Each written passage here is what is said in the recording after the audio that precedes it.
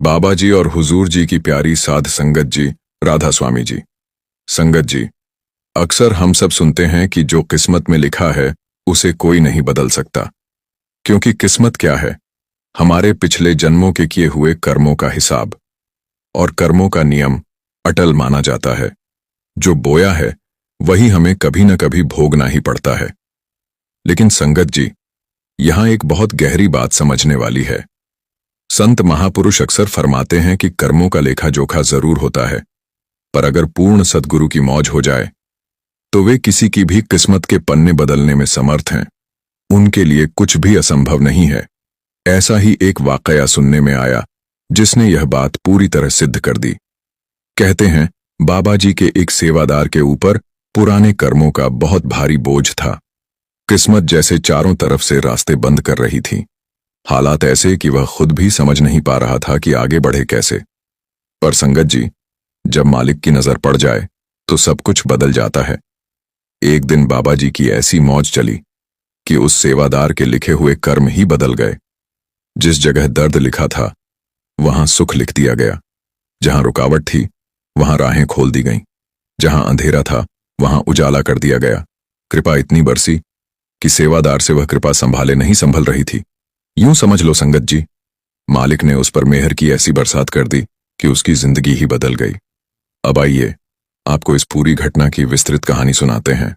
एक छोटे से घर में बहुत ही साधारण और तंगहाल परिवार में एक बेटे का जन्म हुआ। घर में पैसा भले न था, लेकिन उस बच्चे ने जैसे ही होश संभाला उसके दिल में एक अजीब सी आग जलती रहती थी। वो अक्सर सोचता था कि मुझे अपनी जिंदगी में कुछ बड़ा करना है, चाहे हालात जैसे भी हों। जन्म तो उसने गरीब परिवार में लिया था और यह वही कर्मों का फल था जिसके बारे में बाबा जी अक्सर कहते हैं कि जैसा कर्म करोगे वैसा ही फल पाओगे। उसका गरीब घर में जन्म लेना भी उसी पुरानी करनी का परिणाम था। समय बीतता गया और वह लड़का बड़ा होता गया। उम्र के साथ साथ उसका संघर्ष भी बढ़ता चला गया। उसने पूरी जान लगाकर मेहनत की, सुबह से रात तक, पर हालात थे कि बदलते ही नहीं थे। घर की गरीबी वहीं की वहीं रही और उसकी कोशिशों के बावजूद न परिवार की स्थिति सुधरी, न उसकी खुद की जिंदगी में कोई बड़ा फर्क पड़ा। फिर एक दिन उसे डेरे के बारे में पता चला, बाबा जी के बारे में मालूम हुआ। उसके एक दोस्त के माता पिता ब्यास में सेवादार थे और उसने बातों बातों में जाना कि ब्यास एक बहुत बड़ा डेरा है। बस वहीं से उसकी जिंदगी ने करवट लेनी शुरू कर दी। जैसे जैसे वह डेरे से जुड़ता गया उसका मन बाबा जी की तरफ ऐसा खींच गया कि जैसे कोई खोया हुआ अपने घर लौट आया हो। पहले जो उसके मन में तमन्ना थी कि मुझे बड़ा आदमी बनना है, घर की तस्वीर बदलनी है, लेकिन ब्यास जाने के बाद उसकी वह इच्छा धीरे धीरे शांत होने लगी। अब उसके भीतर एक नया भाव जन्म लेने लगा। वो मालिक का शुक्र करने लगा और कहने लगा, मैं जो हूं, जैसा हूं, ठीक हूं। मालिक ने मुझे इंसान बना दिया, ये क्या कम है। ऊपर से मेरे दोनों हाथ पैर भी सलामत हैं, नहीं तो इस संसार में लाखों लोग अपाहिज पैदा होते हैं। बाबा जी के सत्संग और ब्यास में सेवा करने के बाद उसका मन बदलने लगा। सेवा में उसका मन इतना रम गया कि अब उसे दौलत और शोहरत से ज्यादा शांति और संतोष की चाह होने लगी। उस भाई की जिंदगी में सेवा ऐसे जुड़ गई जैसे कोई साधक को उसकी असली राह मिल जाए। जिस दिन उसे समय मिलता वह तुरंत डेरा पहुंच जाता। दिन का वक्त खाली मिला तो दिन में सेवा, रात को फुर्सत मिली तो रात में सेवा। मानो उसके जीवन का हर पहर, हर सांस सेवा के लिए ही बनी हो। धीरे धीरे सेवा उसके लिए सिर्फ एक काम नहीं रही, सेवा उसकी पूरी जिंदगी बन गई। उसने अपने मन में ठान लिया था कि अब मेरी दुनिया सेवा ही है, मुझे इसके सिवा कुछ नहीं चाहिए। एक बार की बात है, सेवा का बुलावा आया। इसी दौरान भंडारा भी चल रहा था। आप तो जानते ही हैं, भंडारे पर देश विदेश से कितनी भारी संगत उमड़ पड़ती है। कहां कहां से लोग आते हैं, पता ही नहीं चलता। उसी भीड़ भाड़ और गर्मी के मौसम में वह भाई लगातार 3-3, 4-4 दिन सेवा करता रहा। नींद को जैसे उसने त्याग ही दिया था। धूप इतनी तेज थी कि बार बार दौड़ते भागते उसके पैरों में बड़े बड़े छाले पड़ गए। गर्मी और पसीने से लथपथ ये भाई न धूप देखता न छाव, बस सेवा करता रहा। गर्मी और निरंतर भाग दौड़ से उसके पैरों की हालत खराब हो गई थी, लेकिन संगत जी, उसने एक पल के लिए भी सेवा छोड़ी नहीं। जहां हम में से कई लोग शरीर में थोड़ा सा दर्द हो जाए तो सेवा छोड़कर घर लौट जाते हैं या आराम करने लगते हैं, वहां उस भाई ने छालों से भरे पैरों के बावजूद सेवा को रत्ती भर भी कम नहीं किया। उसकी लगन जरा भी कम नहीं हुई। 3 और 4 दिन के बाद भंडारा पूरी तरह संपन्न हो चुका था। सारी व्यवस्था सुचारू रूप से चल गई थी और संगत संतोष से भरी हुई थी। इतनी बड़ी भीड़ में हर किसी ने तन मन से सेवा की। बहनें, भाई, बुजुर्ग, जवान, कोई पीछे नहीं रहा। फिर बाबा जी ने सभी सेवादारों को बुलाया और दर्शन दिए। सेवादारों के साथ अलग से सवाल जवाब कार्यक्रम भी किया। बाबा जी अपनी कुर्सी पर स्टेज पर बैठे थे और सामने हजारों सेवादार बैठे हुए थे। उसी समय अनगिनत सेवादारों की भीड़ के बीच से बाबा जी ने अचानक उसी भाई का नाम पुकारा जिसके पैरों में छाले पड़ गए थे। अपना नाम जब उसने बाबा जी के मुख से सुना तो वह भाई वहीं ठिठक गया। उसकी आंखें भर आईं, क्योंकि उसने कभी पहले बाबा जी से सीधे बात नहीं की थी, न कभी उनके इतना निकट गया था। वह बस सेवा करता था और घर लौट जाता था। इससे ज्यादा उसकी कोई और चाह नहीं थी। और आज उसी भाई को बाबा जी स्वयं बुला रहे थे। यह उसके लिए किसी चमत्कार से कम नहीं था। जब वह धीरे धीरे चलकर बाबा जी के पास पहुंचा, तब जो बात बाबा जी ने सबसे पहले उससे कही वह दिल को छू लेने वाली थी। बाबा जी ने पूछा, बेटा, बहुत दर्द तो नहीं हो रहा? यदि ज्यादा तकलीफ है तो बता देना। संगत जी, उस क्षण उस भाई के आंसू रुक ही नहीं रहे थे, क्योंकि जिस बात का उसने किसी से जिक्र तक नहीं किया था, जिस दर्द को वह छुपाकर सेवा में लगा रहा, उसकी खबर भी बाबा जी को थी। उसने रूंधे हुए गले से जवाब दिया, बाबा जी, दर्द कैसा? मुझे तो अब तो सेवा में और मजा आने लगा है। आपकी मेहर है कि मैं सेवा कर पा रहा हूं। आपका दिया सब कुछ है, मुझे कुछ भी नहीं हो रहा। वह बार बार धन्यवाद कर रहा था कि सतगुरु ने उससे सेवा का अवसर लिया। उसके लिए यही सबसे बड़ी कृपा थी। उस समय बाबा जी के पास लकड़ी की कुंडी थी, तो बाबा जी ने वही कुंडी उस भाई की ओर बढ़ाई और फरमाया, बेटा, इसे पकड़ लो। गुरु का हुक्म था, इसलिए उसने तुरंत श्रद्धा से कुंडी पकड़ ली। करीब 1-2 मिनट तक वह चुपचाप उसे थामे रहा। फिर बाबा जी बोले, ठीक है बेटा, रहने दो, मालिक दया मेहर करे। और इतना कहकर बाबा जी स्टेज से चले गए। पर उस भाई के साथ जो भीतर हुआ वह किसी को दिखाई तो नहीं दिया, पर वह अपने भीतर सब महसूस कर रहा था। वह कहता है, जैसे ही मैंने कुंडी छोड़ी, मेरे अंदर कुछ गहरा बदल गया। ऐसा लगा जैसे मेरे पुराने कर्म, मेरी गलतियां, मेरे बुरे संस्कार, मेरे सबके सब पाप किसी ने पल भर में धोकर साफ कर दिए हों। उसका मानना था कि कुंडी तो बस एक बहाना थी, ताकि उसका ध्यान कुंडी की तरफ जाए और बाबा जी उस पर दृष्टि डाल सकें। सेवादार ने आगे बताया कि मेरा ध्यान कुंडी पर था, पर मेरे मालिक का ध्यान मुझ पर था, और उनकी दृष्टि ने मेरे भीतर जो बोझ था उसे 2 मिनट में ही हल्का कर दिया। उस अनुभव के बाद उसकी जिंदगी जैसे बदल गई। वह कहता है, उसी दिन से मेरी किस्मत पलट गई। बचपन से जितनी मेहनत कर रहा था, जितना संघर्ष झेल रहा था, कुछ भी फल नहीं मिलता था। लेकिन उस दिन के बाद जहां थोड़ी मेहनत करता, काम खुद ब खुद बनने लगते थे। धीरे धीरे उसके सभी काम संवरते चले गए। घर का सपना पूरा हो गया, सुंदर मकान बन गया, गाड़ी भी ले ली और जीवन की हर दिशा में तरक्की होने लगी। वह खुद कहता है, पहले मेहनत बहुत करता था, पर किस्मत साथ नहीं देती थी, क्योंकि मेरी किस्मत में लिखा ही नहीं था।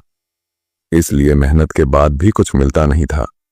पर जब सेवा शुरू की और मालिक की नजर पड़ी, तो उन्होंने मेरे सारे पुराने कर्म काट दिए और जहां किस्मत रुकी हुई थी वहीं से चल पड़ी। इस तरह सेवा की सच्ची लगन ने और सतगुरु की दृष्टि ने उस भाई का पूरा जीवन बदल दिया। संगत जी, ये एकदम सच्ची घटना है। अगर हम सोचते हैं कि बाबा जी को नहीं पता कि कौन से सेवादार ने किस भाव से सेवा की, तो ये हमारी भूल है। बाबा जी जानी जान है, उन्हें हमारी अवस्था का पता होता है। बाबा जी कब किस पर कृपा बरसा दें ये कोई नहीं जानता। हमारा काम है अच्छे भाव से मालिक के भाने में रहना, सेवा और सिमरन करना। संगत जी, एक बार ब्यास रेलवे स्टेशन पर ऐसा अद्भुत चमत्कार हुआ कि आज भी जो बुजुर्ग और पुरानी संगत इसे जानते हैं उसका जिक्र करते ही भावुक हो जाते हैं। पूरा वाकया आपको सुनाते हैं। एक ट्रेन ब्यास स्टेशन पर आकर बिल्कुल ठीक ठाक रुकी। सब कुछ सामान्य था, लेकिन कुछ ही पल बाद जब ट्रेन को आगे बढ़ना था, वह ट्रेन किसी भी तरह चल ही नहीं पाई। सबसे पहले तो ड्राइवर ने सोचा कि शायद कोई तकनीकी समस्या हो गई होगी, क्योंकि अमृतसर से रवाना होने से पहले पूरी ट्रेन की जांच परख की गई थी। रास्ते में कहीं कोई दिक्कत नहीं आई थी, लेकिन यहां स्टेशन पर आकर ट्रेन जैसे थम ही गई। ड्राइवर बार बार चेक करता रहा, पर उसे कुछ समझ नहीं आया। ड्राइवर ने स्टेशन से ट्रेन ठीक करने वाली टीम को बुलवाया। वो सब भी लगे रहे, लेकिन ट्रेन में कोई फॉल्ट नहीं निकला। ट्रेन एकदम सही थी, लेकिन सब हैरान थे कि फिर ये ट्रेन अपनी जगह से टस से मस भी क्यों नहीं हो रही।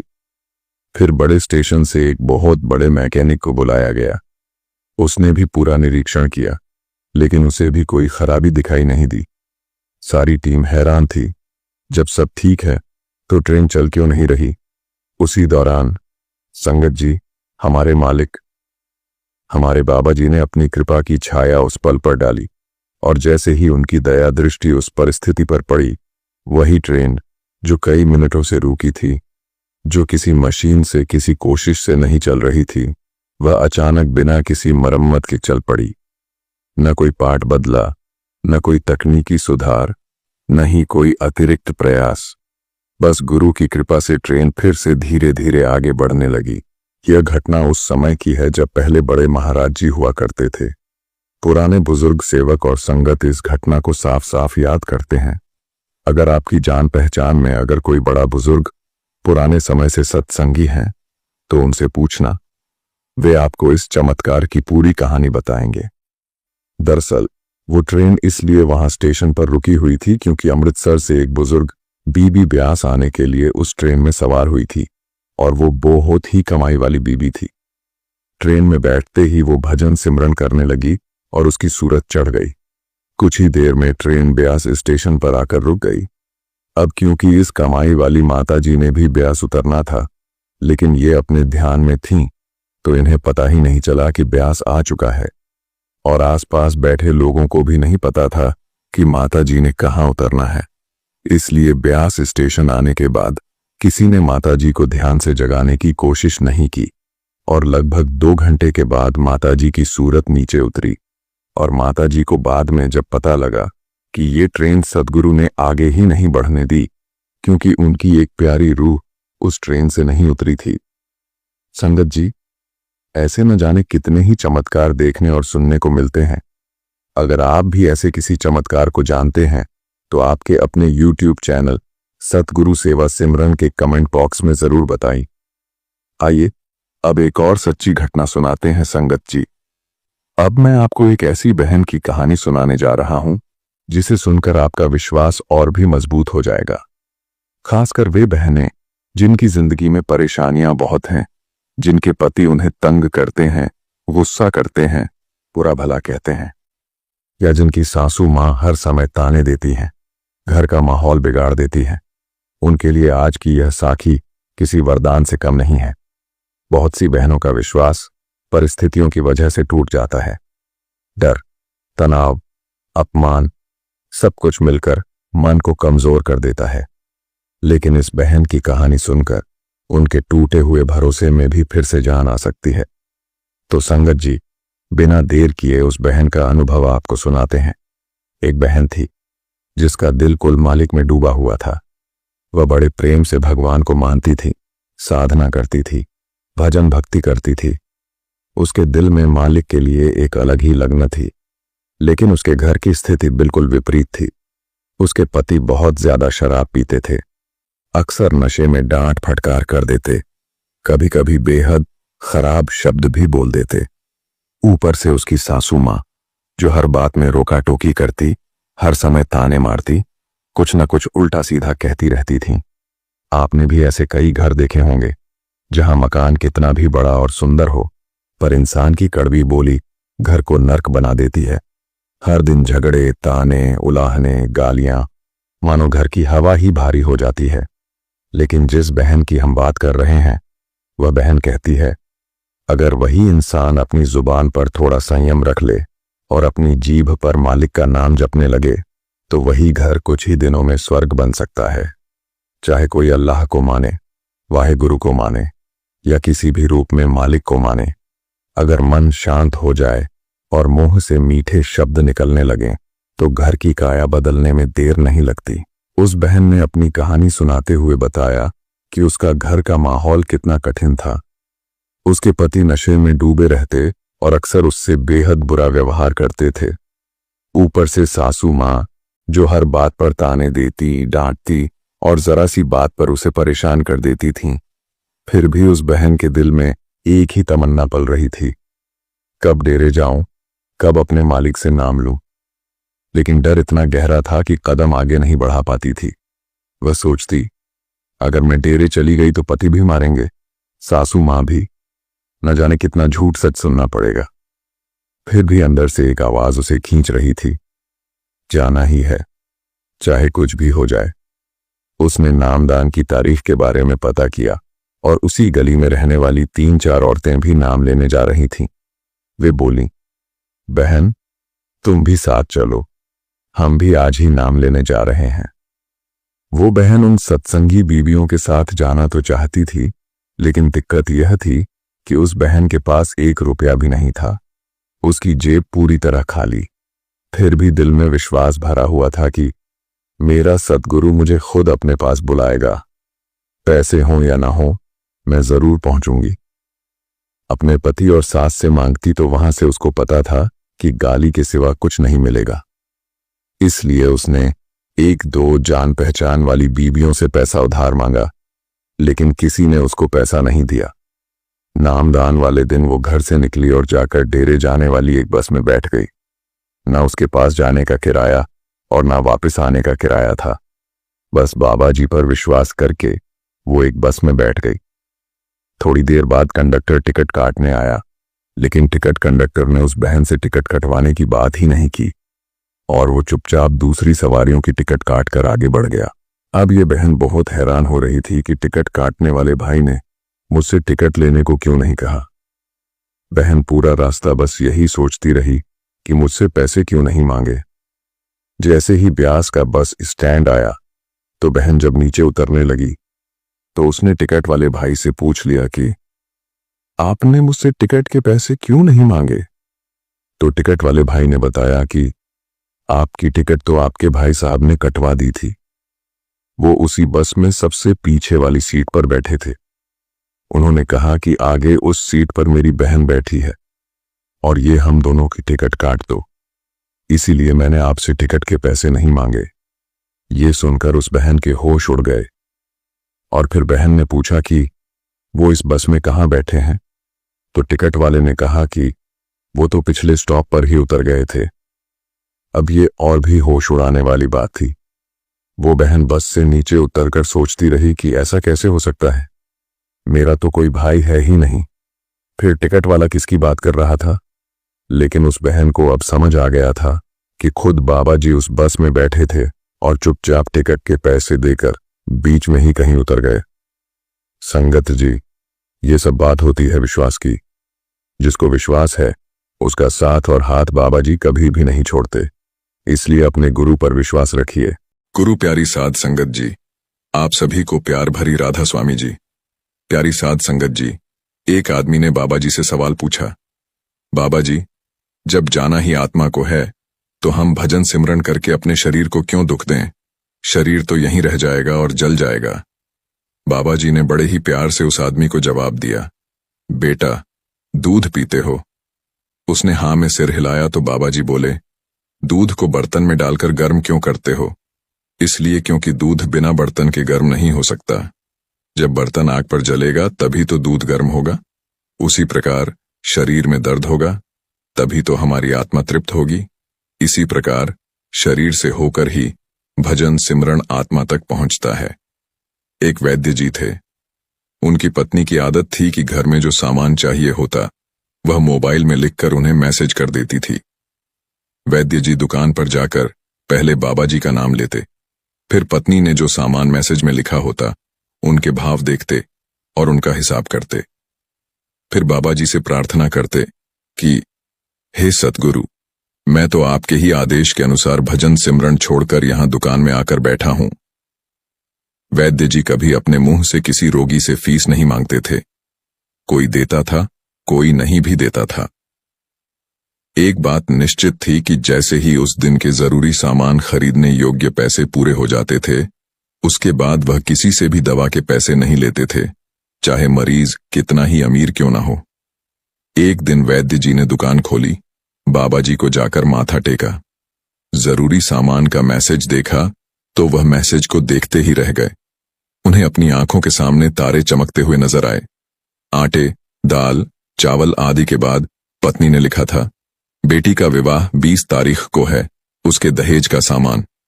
कुछ देर सोचते रहे, फिर बाकी चीजों की कीमत लिखने के बाद दहेज के सामने लिख दिया, यह काम बाबा जी का है, वह ही देखेंगे। 1-2 रोगी आए थे। वैद्य जी दवाई दे रहे थे। उसी समय एक बड़ी सी कार उनकी दुकान के सामने आकर रुकी। वैद्य जी ने ध्यान नहीं दिया, क्योंकि कई कारों वाले उनके पास आते रहते थे। दोनों मरीज दवाई लेकर चले गए। एक सूट बूट पहने साहब अंदर आए और नमस्ते करके बेंच पर बैठ गए। वैद्य जी ने कहा, अगर आपको अपनी दवा लेनी है तो इधर स्टूल पर आ जाइए ताकि आपकी नाड़ी देख सकूं, और अगर किसी और की दवाई लेकर जाना है तो बीमारी का पूरा वर्णन करें।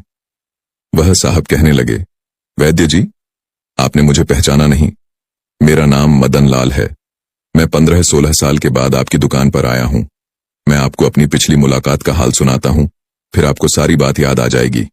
जब मैं पहली बार यहां आया था तो मैं खुद नहीं आया था। मुझे बाबा जी आपके पास लेकर आए थे क्योंकि बाबा जी ने मुझ पर दया करनी थी। वह मेरा घर आबाद करना चाहते थे। मैं अपनी कार से अपने पैतृक घर जा रहा था। बिल्कुल आपकी दुकान के सामने मेरी कार पंक्चर हो गई। ड्राइवर कार का पहिया उतारकर पंक्चर लगवाने चला गया। आपने देखा कि मैं कार के पास गर्मी में खड़ा हूं, तो आपने मुझे दुकान की ओर इशारा किया और कहा कि इधर आकर कुर्सी पर बैठ जाएं। अंधा क्या चाहे, 2 आंखें। और मैं कुर्सी पर आकर बैठ गया। ड्राइवर ने कुछ ज्यादा ही देर लगा दी थी। एक छोटी सी बच्ची भी यहां आपकी मेज के पास खड़ी थी और बार बार कह रही थी, बाबा मुझे भूख लगी है, चलो ना। आप उससे कह रहे थे, बेटी थोड़ा धीरज रखो, चलते हैं। मैं सोचकर कि इतनी देर से आपके पास बैठा हूं और आप मेरे ही कारण खाना खाने भी नहीं जा रहे, मुझे कोई दवाई खरीद लेनी चाहिए ताकि आप मेरे बैठने का भार महसूस न करें। मैंने कहा, वैद्य जी, मैं पिछले कई साल से लंदन में रह रहा हूं। लंदन जाने से पहले मेरी शादी हो गई थी, लेकिन अब तक बच्चे के सुख से वंचित हूं। यहां भी इलाज करवाया और वहां लंदन में भी, लेकिन किस्मत ने निराशा के सिवा और कुछ नहीं दिया। आपने कहा था, आप निराश न हो, उसके घर में किसी चीज की कमी नहीं है। आस औलाद, धन दौलत, सुख दुख, जीवन मृत्यु सब कुछ उसी के हाथ में है। यह किसी डॉक्टर के हाथ में नहीं है और न ही किसी दवा में होता है। जो कुछ होना है वह मालिक के हुक्म से होता है। औलाद देनी है तो उसी ने देनी है। मुझे याद है आपकी बातें। आप बातें करते जा रहे थे और साथ साथ पुड़िया भी बनाते जा रहे थे। सभी दवा आपने 2 भागों में बांटकर अलग अलग लिफाफों में डाल दी थी। फिर मुझसे पूछकर आपने एक लिफाफे पर मेरे और दूसरे लिफाफे पर मेरी पत्नी का नाम लिखकर दवा खाने का तरीका बताया था। मैंने तब यह दवाई बेदिली से ले ली थी क्योंकि मैं सिर्फ कुछ पैसे आपको देना चाहता था। लेकिन जब दवा लेने के बाद मैंने पैसे पूछे तो आपने कहा था, बस ठीक है। मैंने जोर डाला तो आपने कहा, आज का खाता बंद हो गया है। मैंने कहा, मुझे आपकी बात समझ नहीं आई। इसी दौरान वहां एक आदमी आया। उसने हमारी बात सुनकर मुझे बताया कि खाता बंद होने का मतलब यह है कि आज के घरेलू खर्च के लिए जितने पैसे वैद्य जी ने उस मालिक से मांगे थे वह बाबा जी ने उन्हें दे दिए हैं। अधिक पैसे वे ले नहीं सकते। मैंने जब घर जाकर पत्नी को वह दवाई दी और सारी बात बताई तो उसके मुंह से निकला, वह इंसान नहीं, कोई देवता है। उनकी दवा ही हमारी मुराद पूरी करने का कारण बनेगी। आज मेरे घर में 2 फूल खिले हुए हैं। हम पति पत्नी हर समय आपके लिए प्रार्थना करते रहते हैं। इतने सालों तक काम में व्यस्त था तो स्वयं आकर आपसे धन्यवाद के 2 शब्द नहीं कह सका। इतने बरसों बाद आज भारत आया हूं और कार केवल यहीं रुकी है। वाह जी, हमारा सारा परिवार लंदन में सेटल हो चुका है। केवल मेरी एक विधवा बहन अपनी बेटी के साथ भारत में रहती है। हमारी भांजी की शादी इस महीने की 21 तारीख को होनी है। न जाने क्यों जब जब मैं अपनी भांजी की शादी के लिए कोई सामान खरीदता था तो मेरी आंखों के सामने आपकी वह छोटी सी बेटी भी आ जाती थी और हर सामान में डबल खरीद लेता था। मैं आपके विचारों को जानता था कि वह सामान आप लेंगे या नहीं, पर मुझे लगता था कि मेरी अपनी सगी भांजी के साथ जो चेहरा मुझे बार बार दिख रहा है वह भी मेरी भांजी है। मुझे लगता था कि ईश्वर ने इस भांजी के विवाह में भी मुझे भांत भरने की जिम्मेदारी दी है। वैद्य जी की आंखें आश्चर्य से खुली रह गईं और बहुत धीमी आवाज में बोले, मदन लाल जी, आप जो कुछ कह रहे हैं मुझे समझ नहीं आ रहा कि उस मालिक की यह क्या माया है। अब मेरी पत्नी के हाथ का लिखा हुआ यह मैसेज देखिए। वैद्य जी ने मोबाइल खोलकर मदन लाल जी को दे दिया। वहां उपस्थित सभी लोग यह देखकर हैरान रह गए कि दहेज के सामान के सामने लिखा हुआ था, यह काम बाबा जी का है। बाबा जी जाने। कांपती सी आवाज में वैद्य जी बोले, भाई, विश्वास कीजिए कि आज तक ऐसा कभी नहीं हुआ कि पत्नी ने मोबाइल पर अपनी जरूरत का मैसेज किया हो और मालिक ने उसी दिन उसकी व्यवस्था न की हो। आपकी बातें सुनकर तो लगता है कि मालिक को पता होता है कि किस दिन मेरी पत्नी क्या लिखने वाली है, अन्यथा आपसे इतने दिन पहले ही सामान खरीदना शुरू करवा दिया होता। बाबा जी ने वैद्य जी से बोले, वाह वाह, तू बड़ा महान है, तू बड़ा दयावान है। मैं हैरान हूं कि वह कैसे अपने रंग दिखाता है। उस मालिक का हर पल हर क्षण शुक्र करो। शुक्र मालिक का शुक्र अदा किया। आपका बहुत बहुत शुक्रिया। साध संगत जी, मनुष्य को जीवन में आने वाले दुखों से घबराना नहीं चाहिए, बल्कि उन्हें यह सोचकर स्वीकार करना चाहिए कि उनके जीवन में कुछ और अच्छा होने वाला है। मित्रों, एक बार की बात है, किसी शहर में एक निर्धन परिवार रहता था। उस परिवार में पति और पत्नी ही 2 सदस्य थे। कच्चे घर में वे अपना गुजारा कर रहे थे। वह गरीब आदमी मजदूरी करके अपना और अपनी पत्नी का पेट पालता था। इसी तरह दोनों के जीवन की गाड़ी चल रही थी। धीरे धीरे समय के साथ उसकी पत्नी गर्भवती हो जाती है। यह सुनकर उसका पति बहुत खुश होता है। वह सोचने लगता है कि अब हमारे घर में भी एक नन्हा सा पुत्र खेलेगा। हम उसे गोद में खिलाया करेंगे। हम खुद भी उसके साथ में खेलेंगे और टाइम कब बीत जाएगा पता ही नहीं चलेगा। धीरे धीरे समय गुजरता है। अब उस गरीब के घर में वह दिन भी आ जाता है जब उसकी पत्नी एक बच्चे को जन्म देने वाली थी। अब पत्नी को उसका पति एक अस्पताल में भर्ती कराता है।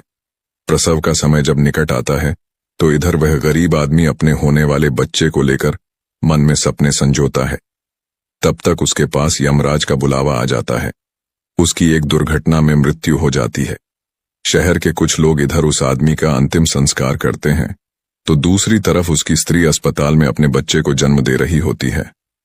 जब उस बेचारी पत्नी को यह खबर मिलती है कि उसके पति की मृत्यु हो गई है तो उसका कलेजा फट जाता है। उस बेचारी का दुनिया में सिर्फ उसका पति ही तो था। अब वह भी उसे छोड़कर चला गया था। अब तो वह जोर जोर से रोने लगती है और कहने लगती है, हे भगवान, यह तूने कैसा मेरे ऊपर दुखों का पहाड़ गिरा दिया। मेरा जो सहारा था उसे ही मुझसे छीन लिया। कम से कम इस बच्चे का तो ख्याल किया होता जिसका अभी जन्म भी नहीं हुआ है। पैदा होने से पहले ही तुमने उसके सर से पिता का साया हटा दिया। अब कौन इस बच्चे का पालन पोषण करेगा। वह दुखियारी पत्नी अस्पताल में ही अपने पति को याद करके बुरी तरह से रो रही थी। उसे समझ में नहीं आ रहा था कि संतान के आने की खुशी मनाऊं या पति के जाने का दुख। शहर के कुछ लोगों ने उसे समझाया कि बहन, जन्म मृत्यु सब विधाता के हाथ में होता है, इसमें मनुष्य का कोई जोर नहीं चलता। यह भी कहा जाता है कि परमात्मा जो करता है अच्छा ही करता है, इसलिए जो चला गया उसका शोक मत करो और यह जो आया है उसके बारे में सोचो। इधर कई तरीकों से लोग उस गरीब महिला को समझाते हैं, लेकिन उसे बेचारी के उस समय कुछ भी समझ में नहीं आता। उसने कहा, भगवान क्या अच्छा करेंगे, मेरे तो कुछ भी समझ में नहीं आ रहा। बस कुछ ही देर में उसने एक सुंदर पुत्र को जन्म दिया। बेटे को देखकर उसका कुछ दुख हल्का होता है। वह सोचती है कि अब मैं इस पुत्र को पाल पोस कर बड़ा करूंगी, यही मेरा सहारा बनेगा। सही, अब वह अपने बच्चे को लेकर अपने घर आ जाती है। नगर के कुछ लोगों ने उस महिला की कुछ दिन तक मदद की, लेकिन कौन हमेशा मदद करता है। जब कुछ दिन बीते तो मददगार भी पीछे हट गए। अब वह अपने बच्चे को लेकर बिल्कुल अकेली हो गई। उसने समझ लिया था कि दूसरों की मदद से कितने दिन तक जीवन जिया जा सकता है। यदि हमें जीना है और इस बच्चे को पालना है तो खुद जिम्मेदारी लेनी होगी, खुद कोई काम करना होगा। इस प्रकार वह महिला दूसरों के घरों में साफ सफाई का काम तलाश लेती है। काम करके जो पैसे मिलते थे उनसे वह अपना और अपने बच्चे का पेट पालने लगी। समय के साथ धीरे धीरे उसका पुत्र बड़ा होने लगा। जब वह बालक 4 वर्ष का हो जाता है तो उसकी माँ उसे पढ़ने के लिए नगर के सरकारी विद्यालय में उसका दाखिला करा देती है। उसने सोचा कि मैं अपने बच्चे को पढ़ा लिखाकर इस काबिल बना दूंगी कि उसे कभी किसी के आगे हाथ न फैलाना पड़े। मेहनती मनुष्य के लिए कोई लक्ष्य दूर नहीं होता, पढ़े लिखे विद्वान के लिए कोई जगह विदेश या अजीब नहीं होती, और मीठा बोलने वाले के लिए कोई पराया नहीं होता। अब इस प्रकार वह महिला मेहनत मजदूरी करके अपने बच्चे को पढ़ाने लगी। बच्चा भी समझता था कि उसके घर में केवल माँ ही है। परिवार का खर्च चलाने वाला उसका पिता उसके जन्म से पहले ही चला गया है, इसीलिए वह पढ़ाई में भी खूब मन लगाकर करता था। धीरे धीरे बच्चे की उम्र 12 वर्ष हो जाती है। एक दिन की बात है, वह स्त्री बहुत बीमार पड़ जाती है। उसने सोचा कि कोई छोटी मोटी बीमारी होगी, इसीलिए कभी उस पर ध्यान नहीं दिया, लेकिन उसकी हालत दिन प्रतिदिन खराब होती चली गई। बीमार होने की वजह से वह काम पर भी नहीं जा पाती थी। घर में इतने पैसे भी नहीं थे कि कहीं अपना ठीक से इलाज करा लेती। माँ को अत्यंत बीमार देखकर बेटे को बहुत चिंता होती है। वह बालक कहता है, माँ, तुम चिंता मत करो, मैं तुम्हारे लिए अभी डॉक्टर के पास से दवाई लेकर आता हूं, तुम उसे खा लेना, फिर तुम जल्दी ही ठीक हो जाओगी। अपने बेटे की बात सुनकर माँ की आंखें भर आती हैं। वह कहने लगी, बेटा, अब तुम्हें कहीं जाने की जरूरत नहीं है, मेरा भी अब समय आ गया है। मैं तुम्हारे पिता के पास जाना चाहती हूं, लेकिन जाने से पहले तुम मेरी एक बात हमेशा याद रखना। जब तेरा जन्म नहीं हुआ था तब तेरे पिता ने और मैंने एक सपना देखा था कि हम अपने बच्चे को पढ़ा लिखा कर इतना लायक बना देंगे कि उसे हमारी तरह गरीबी भरी जिंदगी न जीनी पड़े। लेकिन बेटा, मैं उस सपने को पूरा नहीं कर पाई। बेटा, मैं यदि चली भी जाऊं तो तुम अपने पिता के सपने को जरूर साकार करना। तुम ऐसा कोई काम मत करना जिससे तुम्हारे पिता का नाम खराब हो। तुम इस प्रकार से अपना जीवन जीना कि तुम्हारा नाम दूर दूर तक लोग जान जाएं। बेटा, कभी पैसे के पीछे मत भागना। पैसे के लिए तो लोग इतने नीचे गिर जाते हैं कि अपने माता पिता की इज्जत का भी ख्याल नहीं करते। तुम हमेशा अपना नाम कमाना। बेटा, हमेशा स्वाभिमानी बनकर जीना। कभी किसी के आगे अपने हाथ मत फैलाना, किसी से याचना मत करना। याचना न करना ही श्रेष्ठता का मूल है, पराधीनता ही नरक है। मनुष्य को सदा ही विद्या, धन, बल, कीर्ति और पुण्य कमाना चाहिए, और साथ ही हमेशा अच्छे कर्म करने चाहिए, क्योंकि मनुष्य खाली हाथ आता है, खाली हाथ जाता है। अगर उसके साथ में जाते हैं तो उसके अच्छे कर्म साथ ही जाते हैं। कभी किसी को तंग नहीं करना चाहिए और न ही किसी को सताना चाहिए, बल्कि जरूरतमंद की मदद करनी चाहिए और लोगों का भला करना चाहिए। लड़के ने कहा, माँ, तुम घबराओ नहीं, मैं तुम्हारे लिए अभी दवाई लेकर आता हूं। और इतना कहकर लड़का माँ से रुपए लेकर दवा लेने चला जाता है। बेटे के जाते ही इधर उस गरीब स्त्री के प्राण निकल जाते हैं। अब जब नगर वालों को पता चलता है तो सब लोग इकट्ठे होकर उस स्त्री का उसके बेटे के हाथों अंतिम संस्कार कराते हैं। अब तो वह बालक बिल्कुल अकेला हो गया था। देखो मित्रों, किस्मत भी क्या खेल दिखाती है। जब जरूरत होती है अपनों की, तब अकेला रहना पड़ता है, बिना माता पिता का बेटा। उम्र भी ज्यादा नहीं थी, आखिर जाए तो कहां जाए, करे तो क्या करे। दूर के जो रिश्तेदार थे उन्होंने भी उस बालक पर ध्यान नहीं दिया।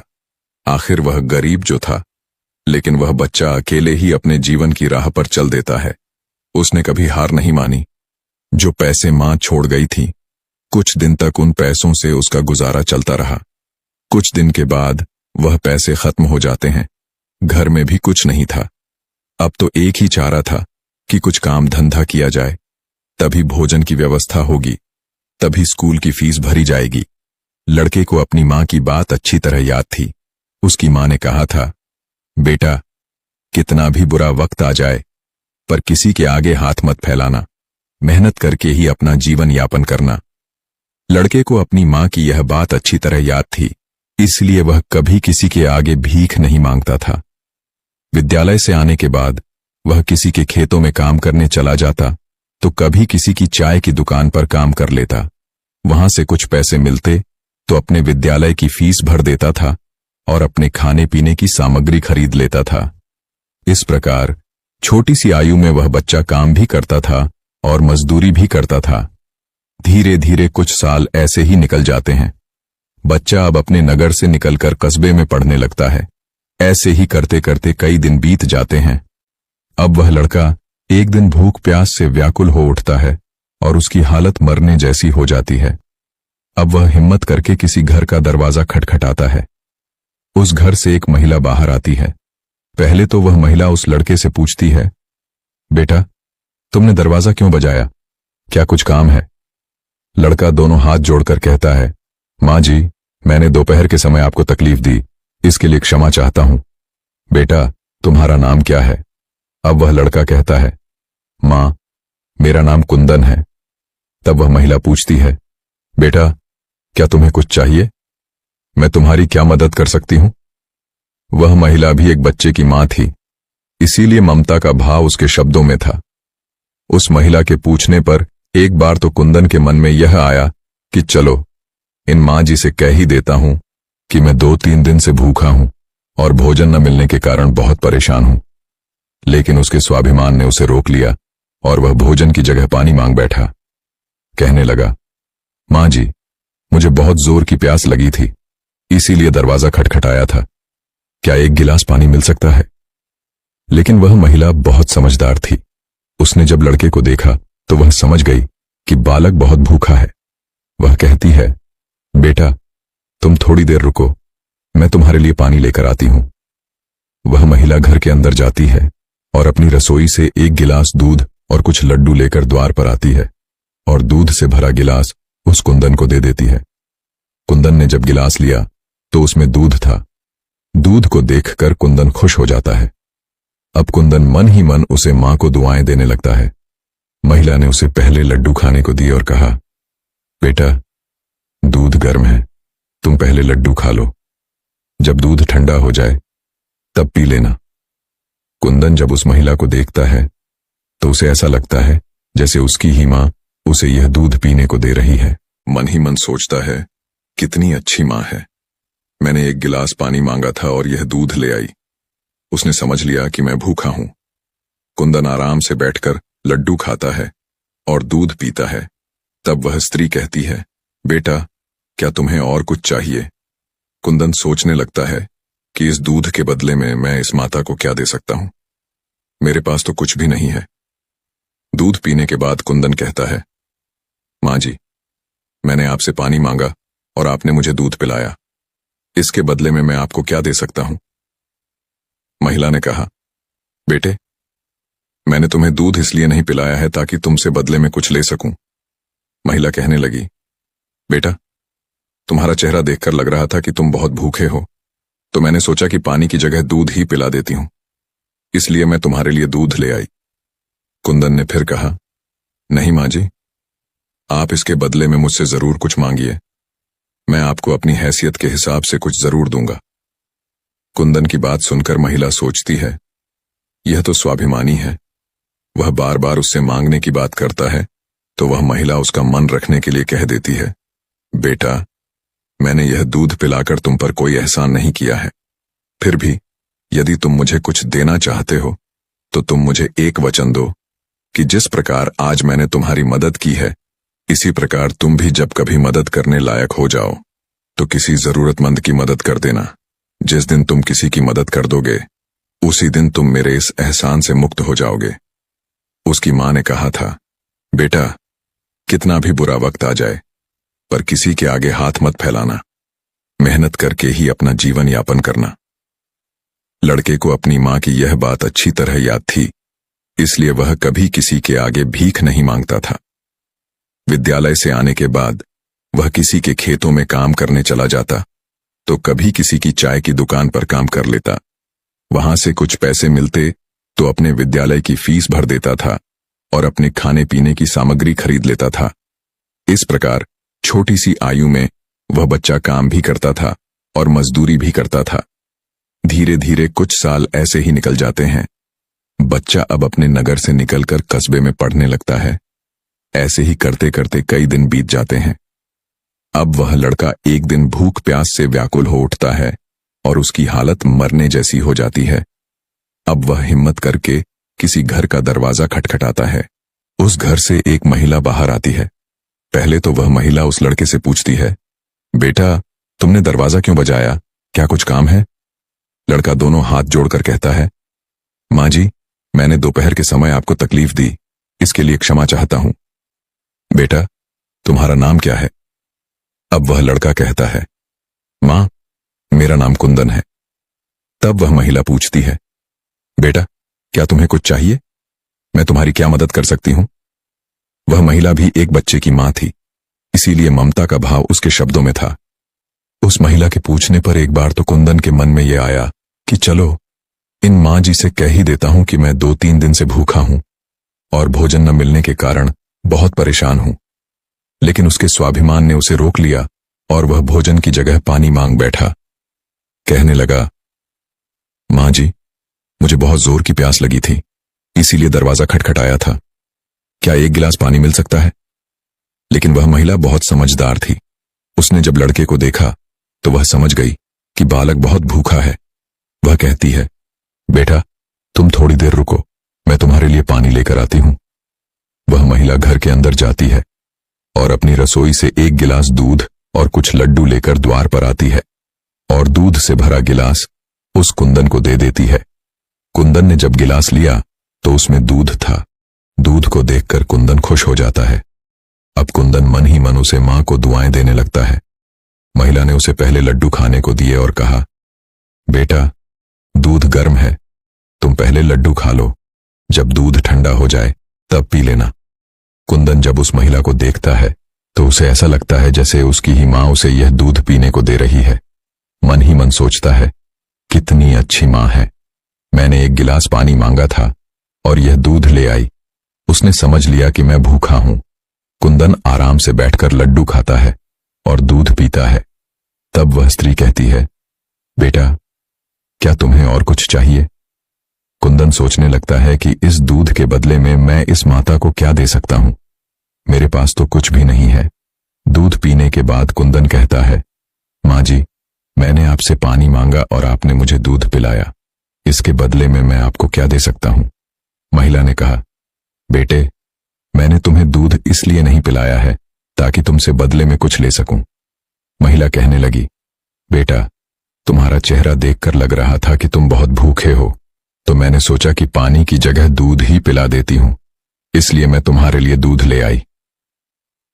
कुंदन ने फिर कहा, नहीं मां जी, आप इसके बदले में मुझसे जरूर कुछ मांगिए, मैं आपको अपनी हैसियत के हिसाब से कुछ जरूर दूंगा। कुंदन की बात सुनकर महिला सोचती है, यह तो स्वाभिमानी है। वह बार बार उससे मांगने की बात करता है तो वह महिला उसका मन रखने के लिए कह देती है, बेटा, मैंने यह दूध पिलाकर तुम पर कोई एहसान नहीं किया है। फिर भी यदि तुम मुझे कुछ देना चाहते हो तो तुम मुझे एक वचन दो कि जिस प्रकार आज मैंने तुम्हारी मदद की है, इसी प्रकार तुम भी जब कभी मदद करने लायक हो जाओ तो किसी जरूरतमंद की मदद कर देना। जिस दिन तुम किसी की मदद कर दोगे उसी दिन तुम मेरे इस एहसान से मुक्त हो जाओगे। उस महिला ने यह बात इसलिए कही थी ताकि वह कुंदन अपने आप को मजबूर न समझे और खुशी खुशी अपने घर को जा सके। वह लड़का उस बात को अपने दिमाग में बैठा लेता है। वह उस महिला के पैर छूकर काम की तलाश में आगे को चला जाता है और इस प्रकार धीरे धीरे कई दिन बीत जाते हैं। जिस विद्यालय में वह पढ़ता था उसी विद्यालय में उस स्त्री का बेटा भी पढ़ता था जिसने उसे दूध पिलाया था। एक दिन वह महिला अपने बच्चे को विद्यालय लेकर जाती है तो उसने देखा कि विद्यालय में वह कुंदन भी जा रहा था। वह स्त्री उस लड़के को पहचान लेती है। उसने विद्यालय के मास्टर जी से जाकर पूछा कि वह बालक कौन है, तो मास्टर जी ने उसे बताया कि उस बालक का नाम कुंदन है और वह बिना माता पिता का बेटा है। छोटी सी आयु में ही उसके दोनों माता पिता गुजर गए थे। यह जानकर उस महिला को बड़ा दुख होता है। सोचती है, जब इसके माँ बाप नहीं हैं, तो फिर इसकी पढ़ाई का खर्च कौन उठाता है। तब विद्यालय के मास्टर बताते हैं, बहन जी, कुंदन बहुत ही अच्छा बच्चा है। वह अपनी पढ़ाई का खर्च स्वयं उठाता है और पढ़ने में भी बड़ा तेज है। वह मेहनत मजदूरी करता है और तब जाकर विद्यालय की फीस भरता है। जब कभी वह विद्यालय नहीं आता है और अपनी फीस भी समय पर नहीं दे पाता है, तो हम लोग उस पर ज्यादा दबाव नहीं बनाते। जब उस स्त्री को कुंदन की स्थिति का पता चलता है, तो वह करुणा से भर जाती है। उसका मन करता है कि मैं उस बालक की कुछ मदद करूं, जिसका कोई नहीं होता। ऐसे ही लोगों की मदद तो करनी चाहिए, तभी भगवान प्रसन्न होते हैं। जिसका कोई नहीं है, वह भगवान का है, और जरूरतमंद की मदद करने का अर्थ है कि आपने भगवान को प्रसन्न कर दिया। महिला ने सोचा, यह लड़का मुझसे पैसे तो लेगा नहीं, क्योंकि यह बड़ा स्वाभिमानी बालक है। तब उस महिला ने बड़े मास्टर जी से कहा, श्रीमान जी, अगर मैं इस बालक की फीस भर दिया करूं, तो आपको कोई आपत्ति तो नहीं है। मास्टर ने कहा, बहन जी, आपकी सोच अच्छी है, आप उसकी फीस भरें तो मुझे तो कोई आपत्ति नहीं होगी, लेकिन कुंदन इस बात के लिए तैयार नहीं होगा। तब वह महिला कहती है, मास्टर जी, मैं उस बच्चे की मदद करना चाहती हूं। आप किसी तरह से कुंदन को समझा देना, उससे कह देना कि आपकी स्थिति को देखते हुए सरकार ने आपकी फीस माफ कर दी है, तुम्हें फीस भरने की कोई जरूरत नहीं है। साध संगत जी, मास्टर जी भी इस बात से सहमत हो जाते हैं। वह महिला कुंदन की पूरे वर्ष की फीस भर के अपने घर चली जाती है। इस तरह वह हर वर्ष उसके पूरे साल की फीस जमा कर दिया करती थी, ताकि कुंदन सिर्फ मन लगाकर पढ़ सके। अब तो कुंदन पूरा मन लगाकर पढ़ता था और अपने खाने पीने के लिए किसी दुकान पर काम कर लेता था। दोस्तों, डूबते को तिनके का सहारा ही बहुत होता है। उस महिला के थोड़े से प्रयास से कुंदन की अच्छी खासी मदद हो गई। वह अब खूब मन लगाकर पढ़ता था। इसी तरह कुछ वर्ष और बीत गए। अब आगे की पढ़ाई करने के लिए कुंदन को शहर में जाना पड़ा। सोचा, शहर में रहकर मैं कोई छोटी मोटी नौकरी कर लूंगा और अपनी पढ़ाई भी करता रहूंगा। इस बात का पता उस महिला को तब चलता है जब वह उसकी फीस लेने के लिए विद्यालय में जाती है। वह महिला जब कुंदन की फीस जमा करती है, तो मास्टर जी बताते हैं, बहन जी, कुंदन तो आगे की पढ़ाई करने शहर चला गया है। अब तुम्हें उसकी फीस जमा करने की कोई जरूरत नहीं है। उस महिला ने जब यह सुना तो सोचने लगी, कोई बात नहीं, भगवान ने मुझे उसकी मदद करने का इतना ही समय दिया होगा। हे भगवान, उस बालक पर दया दृष्टि बनाए रखना, वह जहां भी रहे खुश रहे। इस प्रकार वह स्त्री अपने घर लौट आई और अपने घर गृहस्थी की दुनिया में व्यस्त हो गई। दोस्तों, उधर कुंदन शहर में जाकर अपनी पढ़ाई करने लगा। खर्चा चलाने के लिए उसने एक नौकरी तलाश कर ली। इस प्रकार 30 वर्ष बीत जाते हैं। न तो कुंदन कभी उस महिला से मिल पाता है और न वह महिला कभी कुंदन से मिलती है। उस महिला का बेटा भी अब बड़ा हो गया था। उसका बेटा एक व्यापारी बन गया था। वह स्त्री तो पहले से ही अपने घर से संपन्न थी, ऊपर से उसका बेटा व्यापार करके खूब धन कमाता था। उस माँ का बेटा भी बड़ा संस्कारी था। वह भी अपनी माँ को बहुत प्यार करता था। एक दिन उसकी माँ बहुत बीमार हो जाती है। शाम को जब उसका बेटा घर आता है, तो वह अपनी माँ की हालत को देखकर बेचैन हो जाता है। वह अपनी माँ को अस्पताल में भर्ती कराता है। जांच में पता चलता है कि उसकी माँ को कैंसर है। वह डॉक्टर से कहता है, डॉक्टर साहब, आप मेरी माँ का अच्छे से इलाज कीजिए, पैसों की बिल्कुल चिंता मत करना। तब डॉक्टर कहते हैं, भाई, तुम्हारी माँ को कैंसर की बीमारी है और कैंसर का इलाज बहुत महंगा होता है। छोटे मोटे अस्पतालों में इसका इलाज भी नहीं होता है। इसके लिए तुम्हें किसी बड़े अस्पताल में इसका इलाज कराना होगा। अब वह अपनी माँ को बड़े अस्पताल में ले जाता है। जब डॉक्टर साहब आते हैं, तो वह लड़का अपनी माँ की हालत डॉक्टर साहब को बताता है। डॉक्टर साहब ने भरोसा दिया, जांच के आधार पर मैं कह सकता हूं कि तुम्हारी माँ ठीक हो जाएगी, मगर इनका इलाज काफी लंबा चलेगा। लड़के ने कहा, डॉक्टर साहब कुछ भी हो जाए, मैं अपनी मां को ठीक कराकर ही घर ले जाना चाहता हूं, चाहे इसके लिए मुझे अपना सब कुछ बेचना पड़े, कितने ही दिन मुझे यहां रुकना हो। इस प्रकार वहां के डॉक्टर ने उस मां का इलाज शुरू कर दिया। अगर छोटे शहर की बात होती तो खर्चा कुछ कम हो जाता, लेकिन वहां का खर्चा तो बहुत लंबा था। फिर भी उस लड़के ने हिम्मत नहीं हारी। मित्रों, मां से अनमोल संसार में कुछ भी नहीं है। अगर जिनके कोई मां बाप नहीं है तो उनसे जाकर पूछो कि उनकी जिंदगी कितनी खाली खाली है। अब डॉक्टर साहब जो दवाइयां लिखते थे वह दवाइयां बहुत महंगी आती थीं। एक दिन वह लड़का डॉक्टर साहब से पूछता है, डॉक्टर साहब, अभी मेरी मां का इलाज कितने दिन और चलेगा? डॉक्टर साहब उसे सारी बात बताते हैं। भाई, आप चिंता मत करो, आपकी मां पूरी तरह से स्वस्थ हो चुकी है। फिर भी हमारी संतुष्टि के लिए एक बार जांच और करा लेता हूं। उस जांच की रिपोर्ट आ जाने दो, फिर तुम अब अपनी मां को घर ले जा सकते हो। अब तो उस मां का बेटा रिपोर्ट आने का इंतजार करने लगता है। 2 दिन के बाद रिपोर्ट आ जाती है। जब रिपोर्ट आती है तो लड़का फिर डॉक्टर से मिल जाता है और पूछता है, डॉक्टर साहब, क्या मेरी मां ठीक हो गई? कोई खतरे वाली बात तो नहीं है? तब डॉक्टर साहब कहते हैं, भाई चिंता मत करो, रिपोर्ट अच्छी आई है, तुम्हारी मां पूरी तरह से ठीक हो गई है। अब आप इन्हें अपने घर ले जा सकते हो।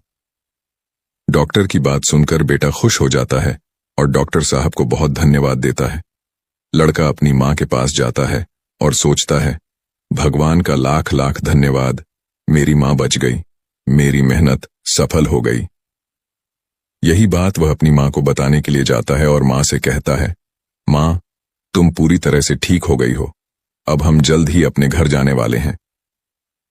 ये बात सुनकर मां भी खुश हो जाती है, लेकिन अगले ही पल वह यह सोचकर उदास हो जाती है कि मैं तो ठीक हो गई हूं, लेकिन इस अस्पताल का जो बिल होगा वह लाखों में होगा।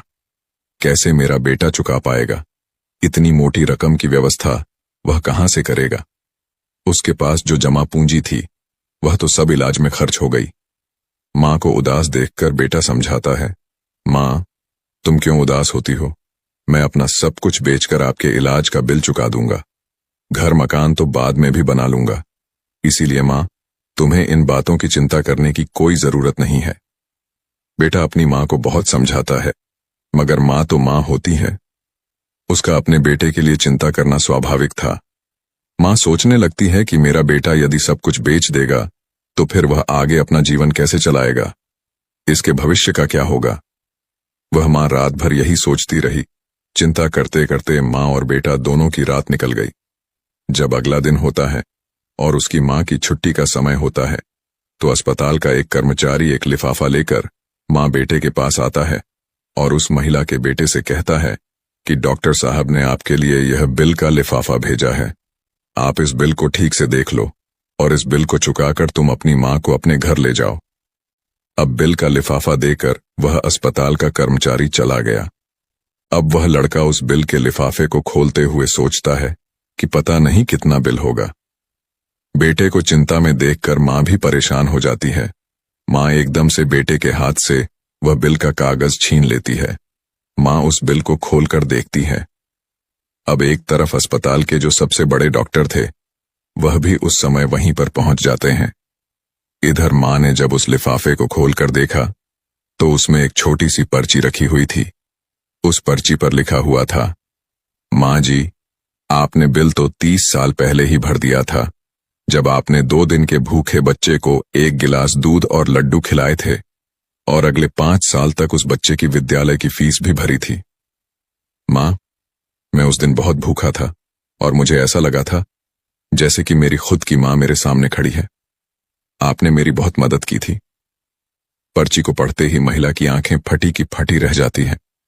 जब उस मां का बेटा पूछता है, मां, डॉक्टर साहब ने कितना बिल दिया है? तो मां उस पर्ची को अपने बेटे को देती है। बेटा जब उसे पढ़ता है तो वह भी हैरान रह जाता है। लड़का अपनी मां से पूछता है, मां, क्या तुम डॉक्टर साहब को पहले से जानती हो? डॉक्टर साहब से तुम्हारी जान पहचान कब हुई थी? आपने मुझे पहले क्यों नहीं बताया? या फिर आपको खुद को भी नहीं पता था? तब मां कहती हैं, बेटा, मैं इन्हें पहले से नहीं जानती हूं, अभी पता चला है। बेटे ने पूछा, फिर इसमें 30 साल पहले की घटना क्यों लिखी है? तब मां कहती हैं, बेटा, 30 साल पहले जब तुम बहुत छोटे थे, तब तुम्हारी उम्र का एक छोटा सा बच्चा भरी दोपहरी में हमारे घर के द्वार पर आया था। वह भूखा प्यासा था। उसने मुझसे एक गिलास पानी मांगा था। मैंने बच्चे को देखा तो समझ गई कि वह भूखा है, इसीलिए दूध और लड्डू लाकर मैंने उसे खाने को दे दिए। वह कई दिनों से भूखा था। उसने दूध तो पी लिया, पर वह मुझसे कहने लगा, मां, तुम्हारा यह एहसान मैं कैसे चुका पाऊंगा? तो मैंने उसका मन समझाने के लिए कह दिया था कि जब तुम बड़े हो जाओ तो तुम भी किसी जरूरतमंद की मदद कर देना। मुझे क्या पता था कि वही लड़का जिसे मैंने एक गिलास दूध पिलाया था, वह 30 साल बाद इतना बड़ा डॉक्टर बनकर मेरी मदद करेगा। लोग तो आज लेकर कल को भूल जाते हैं, लेकिन उस बच्चे ने मेरा वह एहसान अभी तक याद रखा है। मैं इस बात को सोचकर हैरान हूं कि डॉक्टर साहब वही बच्चा है। इधर मां बेटे आपस में बातचीत कर रहे थे, उधर डॉक्टर साहब पीछे खड़े होकर उनकी बातें सुन रहे थे। उनकी आंखों में आंसू थे और उन्हें बचपन का वह समय याद आ गया जब वह भूखे प्यासे उस मां के द्वार पर पहुंचे थे। डॉक्टर साहब आगे आकर उस मां को प्रणाम करते हैं और माता जी के पास बैठ जाते हैं। वह कहते हैं, मां, आपके कहे हुए शब्द आज भी मेरे कानों में गूंजते हैं। मैंने उन्हीं शब्दों को अपना संस्कार बना लिया। मैंने अपनी जिंदगी में बहुत दुख देखा है, लेकिन कभी हिम्मत नहीं हारी। मैं आपका बहुत बड़ा कर्जदार हूं।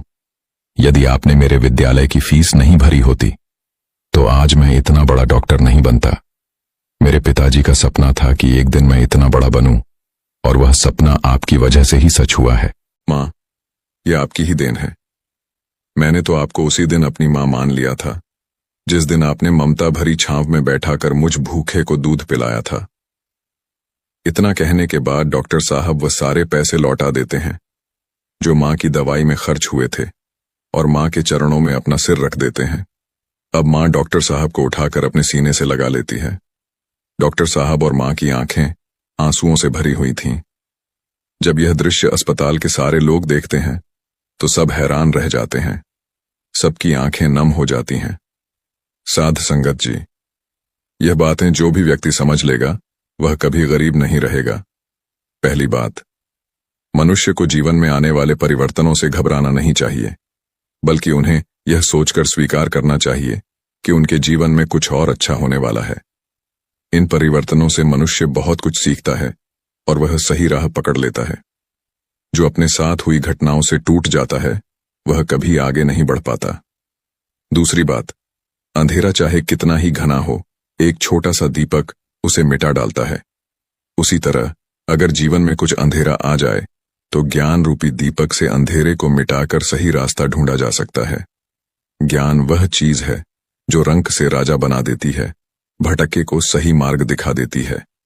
आप दूसरों का भला कीजिए, दूसरों पर दया करिए, तुम्हारा भला अपने आप होता चला जाएगा। आपको अपने जीवन में अगर किसी की मदद करने का सौभाग्य मिले तो जरूर करना। कहते हैं, डूबते को तिनके का सहारा बहुत होता है। आपकी छोटी सी मदद से किसी का जीवन ही बदल सकता है। आपका छोटा सा योगदान किसी के लिए वरदान भी हो सकता है। मुसीबत पड़े तो घबराना मत। जब एक रास्ता बंद होता है तो कई खुल जाते हैं। जीवन में निखार तभी आता है जब मनुष्य दुख और मुसीबत की भट्टी में तपता है। कष्ट सहन करने के बाद ही मनुष्य को अनुभव मिलता है, और यह अनुभव बहुत काम आता है। मनुष्य के दिन चाहे कैसे भी हों, चाहे कितनी भी कठिनाइयां उसके जीवन में आएं, परंतु उसे कभी भीख मांगकर खाना नहीं चाहिए। भीख मांगकर खाने वाला अपनी ही नजरों में गिर जाता है, और जब वह भीख मांगकर खाता है तो उसकी आदत हो जाती है बिना मेहनत किए खाने की। इसीलिए मनुष्य को हमेशा मेहनत करके ही खाना चाहिए, तभी मनुष्य सफल और आत्मनिर्भर बनता है। किसी को मदद की जरूरत हो तो आप सबसे पहले उसकी मदद करें, लेकिन अगर आपको मदद की जरूरत हो तो आपको किसी से मदद मांगने की जरूरत नहीं होनी चाहिए। आप खुद ही अपनी मदद करने की हिम्मत रखें। आत्मसम्मान आपकी आवाज है, इसे बुलंद रखें। दूसरों पर ध्यान देने से बेहतर है खुद में रहो, खुद को समझो और आगे बढ़ो। आत्मसम्मान एक ऐसा कवच है जिसे कोई आपसे छीन नहीं सकता। जो कोई खुद से प्यार नहीं कर सकता वह किसी और से भी प्यार करने के लायक नहीं है। उसकी इज्जत कभी मत करो जो आपकी इज्जत की कदर ना करे। उसे अहंकार मत समझना, उसे आत्मसम्मान कहते हैं। अगर आपको अपने सम्मान की कोई फिक्र नहीं तो दूसरों को दोष देना बेकार है। किसी भी चीज के लिए अपनी अहमियत को कम मत समझो, क्योंकि आत्मसम्मान से बड़ा और कुछ नहीं है। अगर आप चाहते हो कि दुनिया आपकी इज्जत करे तो सबसे पहले आपको अपनी इज्जत करनी होगी। जब आत्मसम्मान की बात होती है तो दोस्त को छोड़ना कोई बड़ी बात नहीं है। अगर कोई आपका अपमान करे तो उसका भी शुक्रिया अदा करें, क्योंकि वह इंसान आपको आपकी जिंदगी की सच्चाई बता रहा है। ज्यादातर लोग उन चीजों की कदर नहीं करते जो उन्हें आसानी से मिल जाती हैं, लेकिन खो देने के बाद पछताते हैं। आत्मसम्मान हो तो ऐसा हो कि सम्मान उन लोगों का करना चाहिए जो सबका सम्मान करना जानते हैं, ना कि हर वक्त बस सबका अपमान करना पसंद करते हैं। अपने आत्मसम्मान के लिए दूसरों के आत्मसम्मान को कम मत समझना। अपनी काबिलियत को इतना तराशो कि अपमान की कोई गुंजाइश ही ना रहे। दूसरों के लिए कभी अपने उसूलों के साथ समझौता मत करो। अपने आत्मसम्मान की सुरक्षा खुद करो। किसी को भी इतनी इजाजत मत दो कि वह आपका अपमान करे, वह भी सिर्फ इस वजह से कि आप उनसे प्यार करते हैं। जब आपको लगे कि दूसरों को समझना मुश्किल है, तब आप खुद को समझना शुरू करें। दूसरों की भावनाओं का अपमान करते वक्त इतना याद रखें कि जो चीज आपके लिए कुछ नहीं, वह दूसरों के लिए बहुत कुछ हो सकती है। कमी अगर अपने आप में हो तो दूसरों को दोष देकर कोई फायदा नहीं। बस एक बार खुद को समझना शुरू कर दो, किस्मत आपको संवारना शुरू कर देगी। भरोसा करो कि जो काम तुम कर रहे हो वह सबसे अच्छा कर रहे हो। भरोसा करो, आपका काम कमाल का ही होगा। ख्वाहिश नहीं है कि हर कोई तारीफ करे, लेकिन कोशिश यही है कि कोई अपमान न करे। उम्र में हम तभी बड़े हो जाते हैं जब इज्जत हमें प्यार से ज्यादा प्यारी लगने लगती है। इज्जत और तारीफ मांगने से नहीं, कमाने से मिलती है। अमीर हो या गरीब, आत्मसम्मान पाने का हक सभी का होता है। हर किसी के सामने झुकना सही नहीं होता, और जो नजरअंदाज करे उसके पास रुकना सही नहीं होता। रिश्ते वही होते हैं जहां समझ होती है, समझौते नहीं। जिंदगी में कुछ ऐसा जरूर कर लेना चाहिए कि अगर किसी को मदद की जरूरत हो तो उसको आप ही याद आओ। यह दुनिया भी उसी का सम्मान करना पसंद करती है जो दूसरों के दम पर नहीं, अपने दम पर चलना जानते हो। अगर सम्मान पाने की ख्वाहिश है तो पहले सम्मान कमाना सीखो। लोगों को उतना ही बोलो जितना सुनने की हिम्मत रखो। सिर्फ बोलने की हिम्मत नहीं होनी चाहिए, सुनने की भी हिम्मत होनी चाहिए। उनका सम्मान हमेशा करो जो अपना काम छोड़कर आपको वक्त देते हैं। खुद को इतना बेहतर बनाओ कि जो लोग आपका अपमान करते थे वह लोग आपका सम्मान करने के लिए मजबूर हो जाएं। दुनिया को जानने से बेहतर है खुद को जाने। जब आप खुद को जानना शुरू कर दोगे, दुनिया आपको मानना शुरू कर देगी। हम भी दरिया हैं, हमें अपना हुनर मालूम है। साध संगत जी, दूसरों की भलाई कभी नहीं करनी चाहिए। बिच्छू से आप प्यार भी करेंगे तो भी वह डंक ही मारेगा। क्यों भरोसा करते हो तुम गैरों पर, जब तुम्हें चलना है अपने ही पैरों पर है। अगर जीवन में शांति पाना चाहते हो तो सबसे पहले आप अपने मन को शांत करो। तुम परवाह करना छोड़ दो लोगों की। लोग तुम्हें तकलीफ देना छोड़ देंगे। जो लोग दिल के सच्चे होते हैं, जिंदगी उनका इम्तिहान सबसे ज्यादा लेती है। यहां जिंदगी का कोई भरोसा ही नहीं, और तुम लोगों से उम्मीद लगाकर बैठे हो। लोग जब पूछते हैं कि आप कौन सा काम करते हैं, तो असल में वह हिसाब लगाते हैं कि आपको इज्जत कितनी देनी है। रास्ते कैसे भी हो, बस आपको पता होना चाहिए कि जाना कहां है। इंसान को मरने से डर नहीं लगता, बल्कि मर मर के जीने से डर लगता है।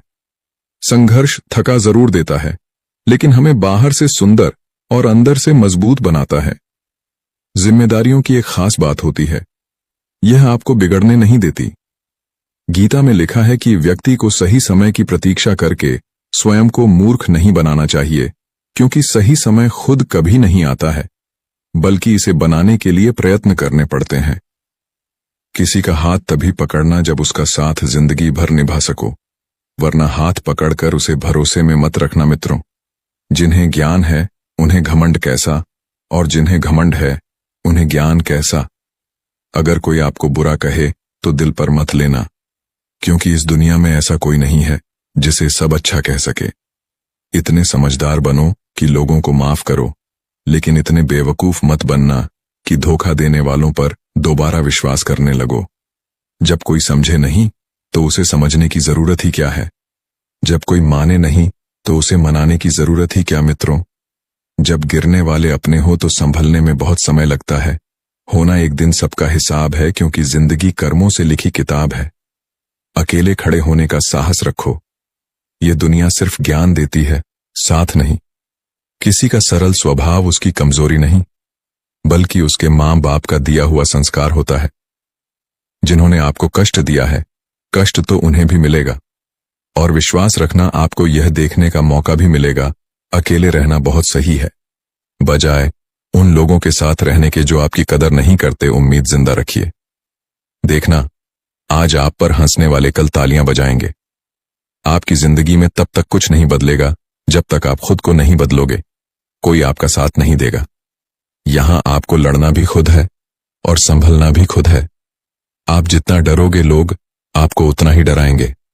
अगर आप हिम्मत करोगे तो बड़े बड़े भी आपके आगे सर झुकाएंगे जिंदगी में। अगर खुश रहना है तो पहले उन्हें भूल जाओ जो तुम्हें भूल गए हैं। गीता में श्री कृष्ण कहते हैं कि जिंदगी में 2 बातों की गिनती करना आज से ही छोड़ दें, खुद का दुख और दूसरों का सुख। आपकी जिंदगी बहुत आसान हो जाएगी।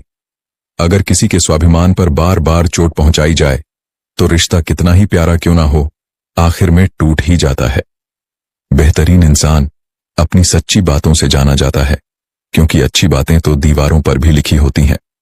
बाहर से शांत दिखने के लिए अंदर से बहुत लड़ना पड़ता है। आप उनके लिए जीना सीखो जो आपके लिए मरने को भी तैयार है। दिल बड़ा होना चाहिए। बातें तो सब बड़ी बड़ी कर लेते हैं।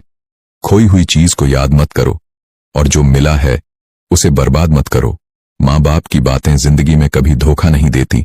पिता के द्वारा डांटा हुआ पुत्र, गुरु के द्वारा डांटा हुआ शिष्य और सोनार के द्वारा पीटा गया सोना, यह हमेशा आभूषण ही बनता है। जिंदगी साइकिल चलाने जैसी है। बैलेंस बनाए रखने के लिए आपको चलते रहना होगा। इंसान कितना ही अमीर क्यों ना बन जाए, तकलीफ बेच नहीं सकता और सुकून खरीद नहीं सकता। कभी कभी मन को मना लेना ही बेहतर होता है, क्योंकि हर जिद खुशी नहीं देती। इस दुनिया में कोई किसी का नहीं होता। हम सोचते हैं कोई तो है जो सिर्फ हमारा है, पर वक्त आने पर वह भी हमारा नहीं होता। सुखी होने के चक्कर में जो पूरी उम्र दुखी रहता है, उसी का नाम है इंसान। दूसरों की गलतियां ढूंढने के लिए दिमाग चाहिए, पर खुद की गलती ढूंढने के लिए कलेजा चाहिए। दूसरा कितना बुरा है, इसका अंदाजा तो कोई भी लगा लेता है, पर खुद कितने बुरे हैं, इसका अंदाजा किसी को नहीं। जिसके पास अपने हैं वह अपनों से लड़ते हैं, जिसका अपना कोई नहीं वह अपनों को तरसते हैं। जो बात आपको कमजोर करती है वह है दूसरों में अपना सहारा ढूंढना। हम सहारे खोजते हैं ताकि मुश्किल वक्त में वह हमारे काम आ सके, पर मजे की बात तो यह होती है कि मुश्किल वक्त में हम अकेले ही होते हैं। इसलिए नहीं कि लोग मतलबी हैं, बल्कि इसलिए कि हमने उनसे उम्मीदें लगा रखी हैं। उम्मीद रखो तो बस ईश्वर से रखो, वह कभी नाउम्मीद नहीं होने देगा। दुनिया बुरी है, यह कहने से पहले, किसी को दोष देने से पहले यह याद रखना कि आज हर कोई अपने लिए सहारा ढूंढ रहा है, तो ऐसे में कोई आपका सहारा कैसे बनेगा? बनना है तो हमेशा मर्यादा में रहो। भगवान श्री कृष्ण कहते हैं कि मृत्यु एक अटल सत्य है, किंतु केवल यह शरीर नश्वर है, आत्मा अजर अमर है। आत्मा को कोई काट नहीं सकता, अग्नि जला नहीं सकती और पानी गीला नहीं कर सकता। जिस प्रकार से एक वस्त्र बदलकर दूसरे वस्त्र धारण किए जाते हैं, उसी प्रकार आत्मा एक शरीर का त्याग करके दूसरे जीव में प्रवेश करती है। गीता में भगवान श्री कृष्ण ने कहा है कि मनुष्य को उसके द्वारा किए गए कर्मों के अनुसार ही फल प्राप्त होता है।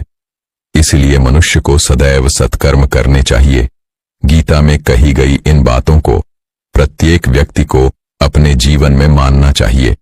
श्री कृष्ण ने अर्जुन को बताया है कि व्यक्ति विभिन्न देवी देवताओं की पूजा करता है।